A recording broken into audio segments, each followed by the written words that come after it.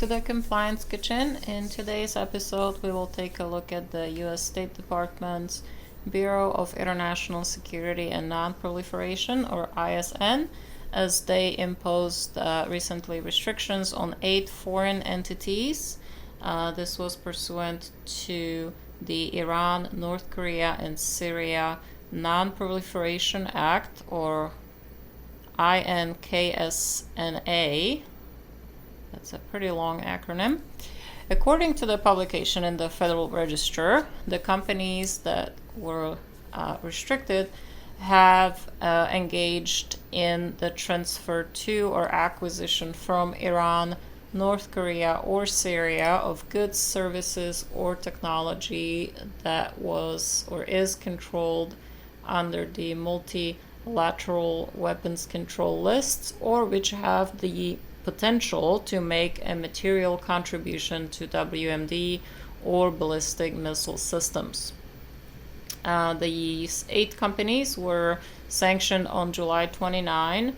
They can be found in a chart form on the ISN's site, or by clicking a link that I have for you guys on compliancekitchen.com inside the post on this restrictions action. So just kind of by way of background on the State Department's Bureau of International Security and Non-Proliferation, and more specifically on the Iran, North Korea, and Syria Non-Proliferation Act, it provides for penalties on entities and individuals for the transfer to or acquisition from Iran since January of 1999, the transfer to or acquisition from Syria since January 1, 2005, or the transfer to or acquisition from North Korea since January of 2006 of equipment and technology that is controlled under multilateral control lists, which is Missile Technology Control Regime, Australia Group, Chemical Weapons Convention, Nuclear Suppliers Group, and the Wassenaar Arrangement. So the Iran, North Korea, and Syria Non-Proliferation Act also provides for sanctions for the transfer of equipment or technology having the potential to make a material contribution to the development of weapons of mass destruction or cruise or ballistic missile systems.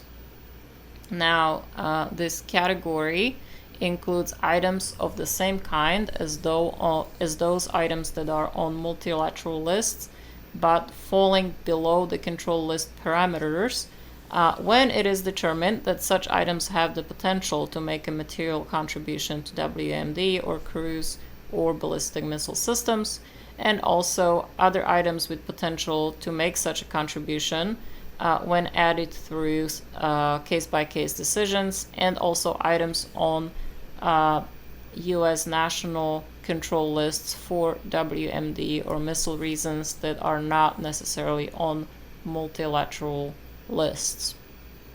So, now with this background, in this case, pursuant to Section 3 of the Act, the following measures were imposed on these listed companies. No department or agency of the U.S. government may procure or enter into any contract for procurement of any goods, technology, or services from these listed companies, except to the extent that the Secretary of State may determine otherwise. Also, no department or agency of the U.S. government may provide any assistance to these listed entities, and they will not be eligible to participate in any assistance program of the U.S. government, except again if the Secretary of State determines otherwise. Also, there cannot be any U.S. government sales to these listed companies of any item on the USML, or the United States Munitions List. Also, all sales to these companies of any defense articles, defense services, or design and construction services under the Arms Export Control Act are also not permitted and are terminated. And there can be no new individual licenses for the transfer to these companies of items the export of which is controlled under the Export Control Reform Act of 2018 or the EAR or Export Administration Regulations, and any existing licenses are suspended. So basically what happens when a company is listed, such as these, they effectively are cut off from doing any business with the US government and receiving any assistance from the US government, and also to the extent they had any export licenses, these are also canceled.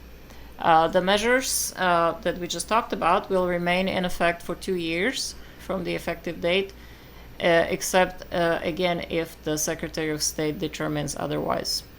Now, the listed entities are companies from Iraq, there's a Russian company, and also a Syrian company. I have them listed out on the compliancekitchen.com post, and also have a link for you guys if you need more information on the identifying information of these companies. And also the entities, subsidiaries, and subunits and successors are likewise subject to these restrictions.